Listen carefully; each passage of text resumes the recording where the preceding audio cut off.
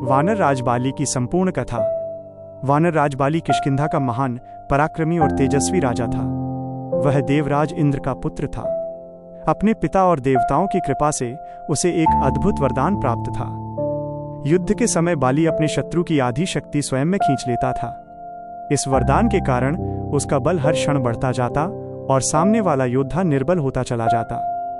इसी कारण बाली को अजेय माना जाता था। एक बार बाली अपने अहंकार और अपार शक्ति के कारण अत्यधिक उन्मत्त हो गया। उसने एक महान तपस्वी ऋषि मतंग के आश्रम क्षेत्र में एक राक्षस का वध किया। युद्ध के दौरान उस राक्षस का रक्त और शव आश्रम की पवित्र भूमि पर गिर पड़ा। इससे ऋषि मतंग का तप भंग हो गया। वे अत्यंत क्रोधित हुए और उन्होंने बाली को शाप दिया, हे वानर, आज से यदि तुम इस पर्वत ऋष्यमुख पर्वत की सीमा में प्रवेश करोगे तो उसी क्षण तुम्हारा मस्तक फट जाएगा और तुम्हारा अंत हो जाएगा। इस शाप के कारण बाली कभी भी ऋष्यमुख पर्वत पर नहीं जा सका। यही कारण था कि बाद में सुग्रीव उसी पर्वत पर निर्भय होकर रहने लगा, क्योंकि बाली वहां आ ही नहीं सकता था। कुछ समय बाद मायावी नामक राक्षस ने बाली को युद्ध की चुनौती दी। वो गुफा में घुस गया और बाली उसका पीछा करता हुआ अंदर चला गया। जाते समय बाली ने अपने छोटे भाई सुग्रीव से कहा कि यदि वो लौटकर ना आए और गुफा से रक्त निकले तो समझ लेना कि वो मारा गया है। लंबे समय बाद गुफा से रक्त बहने लगा।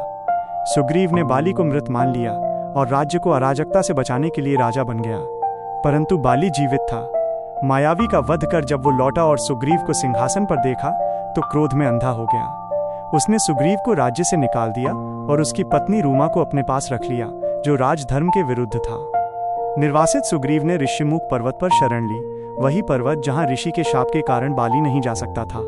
वहीं उसकी भेंट भगवान श्री राम से हुई।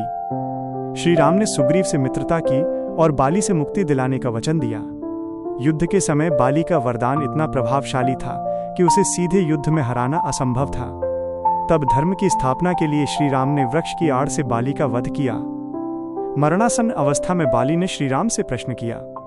श्री राम ने उसे समझाया कि उसने अपने भाई की पत्नी को अपनाकर राजधर्म का उल्लंघन किया था। सत्य को समझते ही बाली का अहंकार टूट गया।